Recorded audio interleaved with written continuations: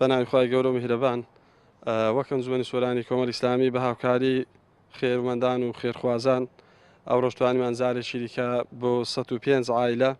لە داکێتیم و فەقیر و هەژاری سنوورەکەمان کەلوپەلی پاکەرەوەی نێوماڵێ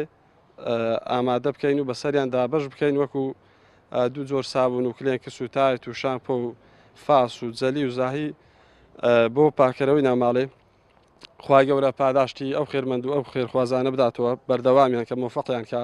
لۆ ئێمەش بتوانین دڵی ئەو داکێتم و ئەو فەقیر و هەژارانە